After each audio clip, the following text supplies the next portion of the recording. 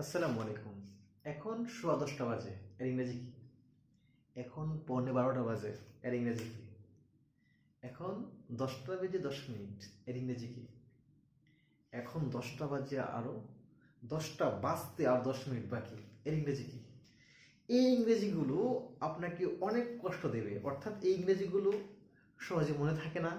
বিভিন্ন পরীক্ষায় competitive exam থেকে শুরু করে বিসিএস থেকে শুরু করে চাকরির পরীক্ষায় এবং বিভিন্ন জায়গায় আপনার স্পিকিংয়ের ক্ষেত্রে সব জায়গায় এই সমস্ত কথাগুলো আমরা ব্যবহার করে থাকি।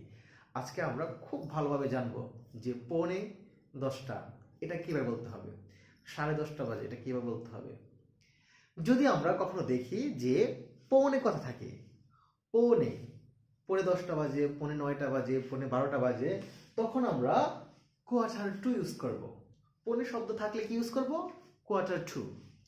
এখন পৌনে ১০টা বাজে, এর ইংরেজি হবে it is quarter to 10, it is quarter to 10। তাহলে পৌনে শব্দ থাকলে আমরা ইউজ করব কোয়ার্টার টু। ওকে, তারপরে বললাম এখন সোয়া ১২টা বাজে, সোয়া ১২টা বাজে, এর মানে পৌনে ১০টা মানে হলো ১০টা বাজতে আরো ১৫ মিনিট বাকি, এই টাইপের।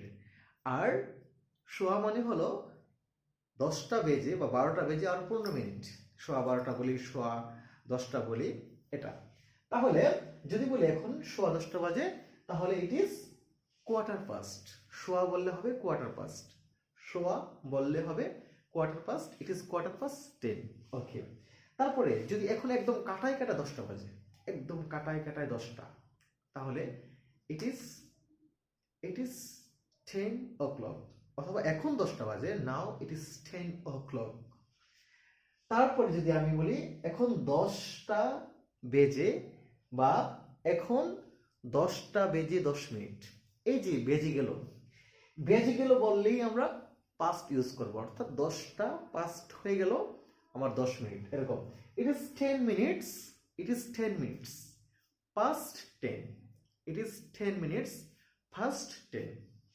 ওকে, তারপর যখন আমরা বলবো এখন ১০টা বাজতে ১০ মিনিট বাকি, এই যখন বাকি থাকবে, বাজতে বাকি, তখন আমরা টু ইউজ করব। যেমন it is 10 minutes, it is 10 minutes to 10, it is 10 minutes to 10, অর্থাৎ ১০টা বাজতে ১০ মিনিট বাকি। তাহলে আপনারা করুন এখন ১০:৩০ বাজে, এর ইংরেজি কি হবে আপনারা কমেন্টস করুন। ভিডিওটি ভালো লাগলে শেয়ার করুন। ভালো থাকবেন, সুস্থ থাকবেন, আল্লাহ হাফেজ।